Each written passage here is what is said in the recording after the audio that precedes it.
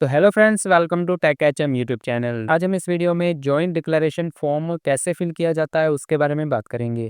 ये जो joint declaration form है, वो बच्चे का जो नाम है जन्म प्रमाण पत्र के अंदर हम जब जोड़ते हैं तब हमें इसकी ज़रूरत पड़ती है। इससे पहले मैंने एक वीडियो आपको पहले बनाकर दिखाई थी जिसमें मैंने बच्चे का नाम आप जन्म पत्री में कैसे जुड़वा सकते हैं उसके बारे में मैंने उसमें बताया था। अगर आपने वो वीडियो नहीं देखी है तो जाकर नीचे डिस्क्रिप्शन में उसका लिंक है, उस वहाँ पर जाकर देख लीजिएगा और ऊपर आई बटन में भी उसका लिंक आपको मिल जाएगा। फ्रेंड्स, उस वीडियो के अंदर बच्चे का नाम अब जब हम जोड़ने जाते हैं तो वहाँ पर माता-पिता का जो एक जॉइंट डिक्लेरेशन फॉर्म है उसे हमें लगाना पड़ता है। आपको यहाँ पर स्क्रीन पर दिखाई दे रहा होगा।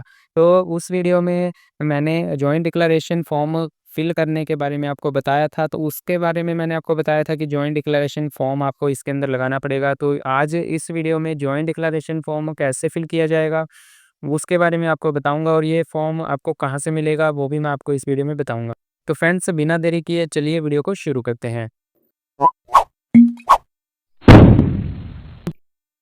तो फ्रेंड्स, अब जॉइंट डिक्लेरेशन जो फॉर्म है उसे फिल करने के लिए सबसे पहले आपको जॉइंट डिक्लेरेशन फॉर्म की ज़रूरत पड़ने वाली है। ये जो जॉइंट डिक्लेरेशन फॉर्म है उसका लिंक भी मैं आपको वीडियो के डिस्क्रिप्शन में डाल दूँगा।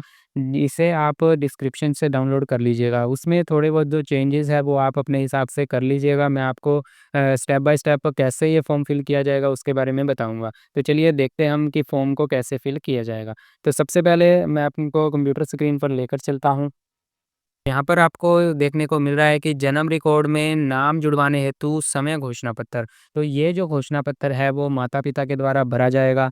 इसके अंदर माता-पिता को अपनी सारी जानकारी बच्चे के बिहाफ़ से यहाँ पर देनी पड़ेगी। तो यहाँ पर सबसे पहले ह हमें यहाँ पर जो फॉर्म में दिखाई दे रहा है जिसके अंदर हम श्री उसके बाद ब्लैंको कॉलम छोड़ा गया है जिसमें पिता का नाम लिखने को हमें बोला जा रहा है। तो हम श्री के बाद आपको यहाँ पर पिता का नाम इस वाले कॉलम में डालना है। उसके बाद एवं श्रीमती के बाद आपको यहाँ पर जो बच्चे की माता का नाम है वो यहाँ पर डालना है। ये जो बच्चे की माता का नाम है आपको उनके जो आधार कार्ड पर देखकर जो भी आधार कार्ड पर नाम लिखा हुआ है उसे देखकर ही आपको यहाँ पर डालना है। तो यहाँ पर आप इस बात का ध्यान रखिएगा। उसके बाद यहाँ पर नीचे हमें दिखाई दे रहा है कि निवासी गाँव या शहर, तो यहाँ पर आप जिस भी गाँव शहर के निवासी हैं वो यहाँ पर आप डाल दीजिएगा। यहाँ पर सबसे पहले अगर आप गाँव के निवासी हैं तो यहाँ पर टिक करिएगा। उसके बाद अगर आप शहर के निवासी हैं तो आप इस पर टिक कर दीजिएगा। यहाँ पर ये सब डाल देने के बाद आपको थोड़ा-सा नीचे आना है। यहाँ पर सबसे पहला पॉइंट आता है हमारा लड़का, यहाँ पर आप इसे लड़का या लड़की आप यहाँ पर अपने हिसाब से यहाँ पर लिख सकते हैं। यहाँ पर हमारा लड़का, उसके बाद उस बच्चे का नाम आपको इस खाली कॉलम में लिख देना है। उसके बाद ये जो आपको यहाँ पर दिखाई दे रहा है जो जिला रजिस्टर्ड नगर निगम, नगर परिषद, नगर पालिका, प्राथमिक सामुदायिक स्वास्थ्य केंद्र, तो यहाँ पर आप का जो बच्चे का जन्म है कौन से रजिस्ट्रार के अंदर हुआ है या नगर परिषद के अंदर हुआ है, नगर पालिका के अंदर हुआ है, नगर निगम के अंदर हुआ है या फिर प्राथमिक सामुदायिक संस्था के अंदर हुआ है, स्वास्थ्य केंद्र के अंदर हुआ है, उसके हिसाब से आपको इनके ऊपर टिक लगानी है।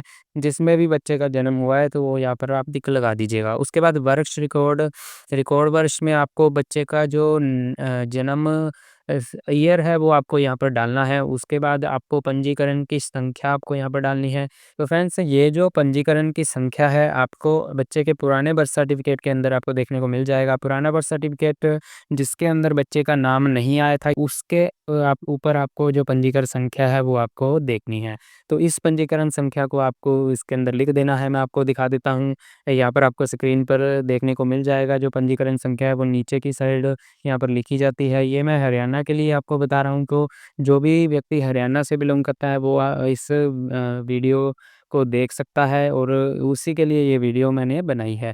तो यहाँ पर पंजीकरण संख्या आपको नीचे की साइड यहाँ पर देखने को मिल जाएगी। उसके बाद हमें यहाँ पर पंजीकरण तारीख अब यहाँ पर देखने को मिलती है जिसके जो तारीख आपको उसी बर्थ सर्टिफिकेट पर देखने को मिल जाएगी। यहाँ पर जैसा कि आप देख सकते हैं स्क्रीनशॉट में मैंने यहाँ पर दिखा दिया है, आपको पंजीकरण संख्या और पंजीकरण तारीख आपको देखने को मिल जाएगी। उसके बाद यहाँ पर माता-पिता का नाम आपको यहाँ पर दोबारा से लिखना है। सबसे पहले पिता का नाम, उसके बाद माता का नाम, जो जैसे भी आप यहाँ पर क्रम से आपनो को दिया गया है वैसे आपको यहाँ पर लिखना है। देन यहाँ पर सेकंड पॉइंट में बताया गया है कि हम अपने लड़के या फिर लड़की का नाम जन्म रिकॉर्ड में ठीक करवाना चाहते हैं। तो यहाँ पर अगर आपका लड़के का करवाना चाहते हैं तो इस पर टिक करिएगा, वरना लड़की का करवाना चाहते हैं तो इस पर टिक कर दीजिएगा।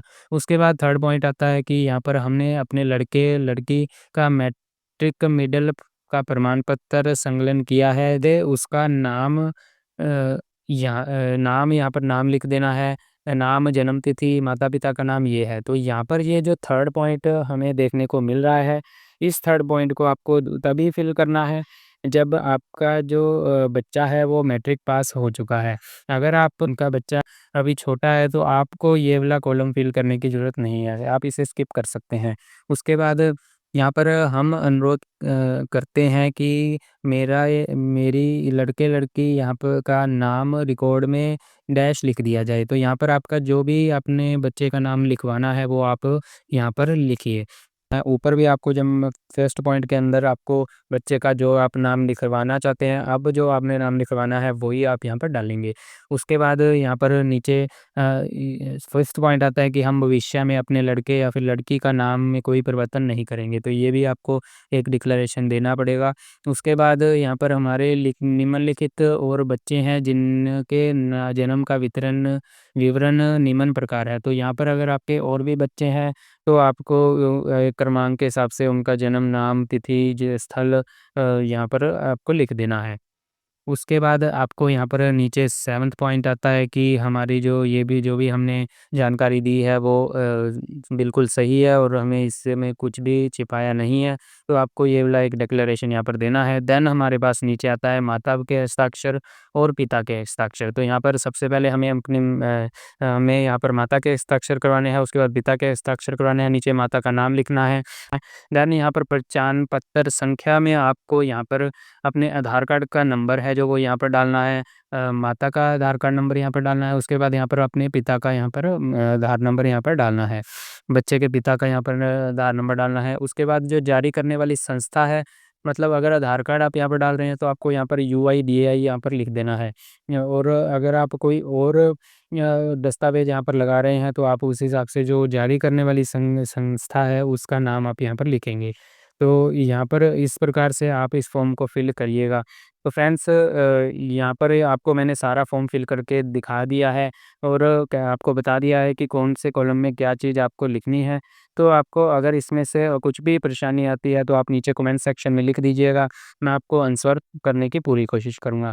तो फ्रेंड्स जॉइंट डिक्लेरेशन फॉर्म है, ये आपको बच्चे का नाम अगर आप बर्थ सर्टिफिकेट में चेंज या फिर लिखवाना चाहते हैं, उसके लिए ज़रूरत पड़ता है। और अगर आपने बच्चे का नाम सही करवाने वाली वीडियो अभी तक नहीं देखी है तो लिंक डिस्क्रिप्शन में मिल जाएगा, वहाँ जाकर आप इसे देख सकते हैं। तो फ्रेंड्स वीडियो अच्छी लगी तो वीडियो को एक लाइक कर दीजिएगा और चैनल को सब्सक्राइब कर दीजिए। जय हिंद।